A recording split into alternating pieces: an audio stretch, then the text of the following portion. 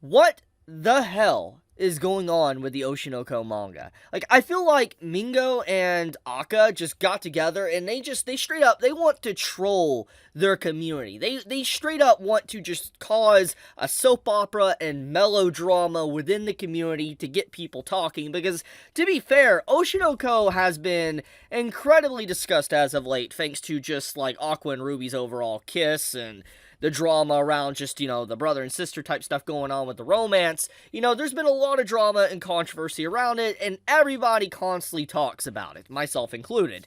And ever since then, obviously, there's been a lot of focus on maybe the romance side of Oshinoko, and in chapter 146, the second to last chapter that we recently got, we saw a very intimate moment between Kana and Aqua, and how Kana basically had Aqua remove the facade, the mask. He removed it, and he straight up admitted that, anytime he's with her, he just ends up having fun. You can see the white star in his eye basically indicating that he is being truthful. He's not trying to be, manipulative or anything like that. He's just straight up saying no matter how much he's with Kana, he always finds himself having fun, and it's difficult for him, because he's always trying to have this distance or cold, I guess glares at people, but Kana obviously always just melts the ice around his heart. And so it was a very sweet moment, honestly, just seeing this. And then we fast forward to chapter 147. It was the conclusion of, the movie arc, so to speak, actually being recorded.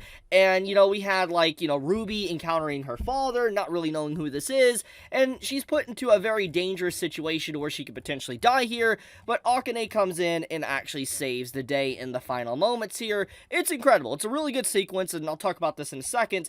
But then we get into the chapter that is this chapter that has yet to be officially translated yet, and this is the dialogue from that chapter. And, I'm gonna read it real quick, okay? So on page 17, this is what happens, okay? Page 16 and 17. Akane, I thought it'd be right to tell you that I've always liked Aqua, but I understand now. I think Aqua is the happiest when he's with you. It's frustrating, but that's how I feel. Kana, with a huge smile, get back together as soon as you can. If anyone can melt Aqua's heart, it's you. This doesn't make any sense at all. Like, just straight up doesn't. Then let's talk about that. So, as I've already indicated here, this is literally 2 chapters prior. This is chapter 146, this is chapter 148. It's not officially translated yet. Now, to be fair, these translations could theoretically be off. But I'm going to assume, just judging by the way it is, and the way the chapter looks, it's most likely the case. And the question now is, why? Why is Kana saying that? It doesn't... Looking at the dialogue from this chapter, it feels like there is something missing, and it just doesn't make any sense, because we literally have this whole moment where Kana breaks down or tries to encourage Aqua to some degree to make him happy, and he straight up admits that he just ends up having fun with her.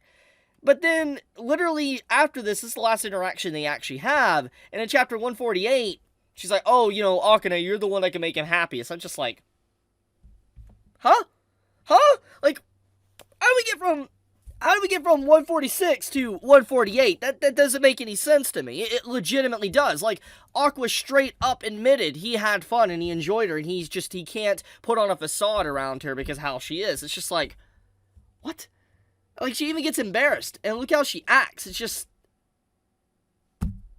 I don't know what's going on here. I'm just... Okay, let's talk about that. Let's just get into what's going on here, okay? So, obviously, as I've talked about in the past, I'm not one that really cares too much about who ends up with who. Like, obviously, if Aqua gets to be with, like, Akane, Kana, Ruby, I don't care. I don't care who he ends up with, as long as if it's written okay. That's all that matters to me. As long as if it's written okay, I don't care. I don't usually try to dive into romance shipping wars, but it's very clear that, Akka and Mingo, the authors of this story, are trying to make the community discuss the shipping of the story. They're really heavily focusing in on Kana, Akane, and Ruby's overall romantic feelings towards Aqua in general, and it's been a big, drama as of late, and I think that it's very clear that, the authors and artists, of this story probably realizes that, yeah, the shipping wars is definitely the major talking point that is definitely given a lot of popularity, either in good or bad way for the story, and most likely they're capitalizing on that aspect since, they probably see the community reacting to it, probably not just in the West, but also in Japan. So with all that being considered, looking at chapter 148, this just feels like Akka and Mingo fishing for just soap opera drama between Kana, Akane, and Ruby, and this feels incredibly forced to me. Now, once again, once the full context is out and we get to actually see the proper translations, maybe I'll feel differently about this, but looking at just the way it's been translated, fan translated and all that, it does not feel good. It's just like, it doesn't make any sense for Kana to just straight up go to Akane and be like, oh, you're your best form. It's like, no, no.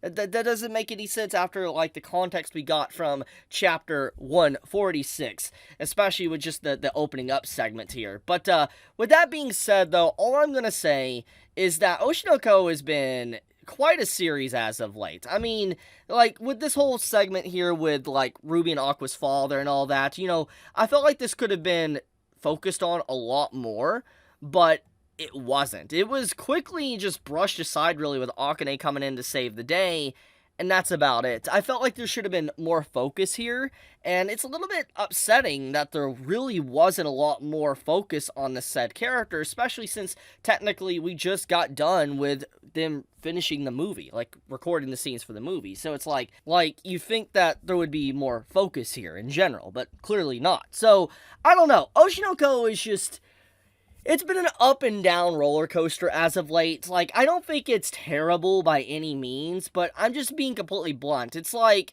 I feel like Akka and Mingo at this point, it seems like they're wanting to more or less focus on the things that don't really matter. Like, okay, I'm not saying that the romance aspects don't matter. It is in part of the story, it is.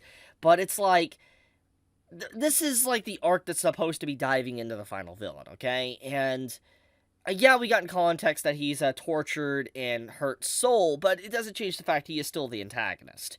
And the fact of the matter is that we have more focus on just Kana and Akane and Ruby's feelings towards Aqua than anything else. Just feels like it's missing the point of one of the big driving factors of why people even started the story. I'm not saying that this isn't important, but I feel like, the series has really tried to sideline the main story and progression and just focus on stuff that really just does not matter. And yes, this is even going into the Ruby and Aqua stuff. As much as I meme about it, I mean, it's funny. It's really funny. I like the memes and stuff from it. I'm not gonna lie. I get good enjoyment just seeing people getting really upset with that development. At the same time, I am also one of those that do want to see some actual development with the story and villain, etc., and more focus on that. But it seems like with the rushed nature at the final recording of the movie, it seems like, Akka and Mingo just wanted to be done with it. They wanted to be done with this arc, so to speak, and just focus on towards wrapping up maybe the romance and who's going to be with who. I don't know what's going on there, but it just feels a little bit sad, honestly. There's a lot more that could technically happen, and I just feel like there's a lot of wasted potential with these latest chapters. Now, once again, this is just my opinion. Debate me if you want. Nothing wrong with that if you disagree with me. But I don't know, just this whole little segment here doesn't make any sense to me. And once again, even though I'm a Kana fan, like, truthfully, I don't care if Akane wins or anything. I just, this doesn't make any sense after the context we got. That's all I'm going to say. I'll leave it at that, though. Thank you so much for watching. If you enjoy my content, please subscribe. It does help me out a lot. And with that, Chibi out.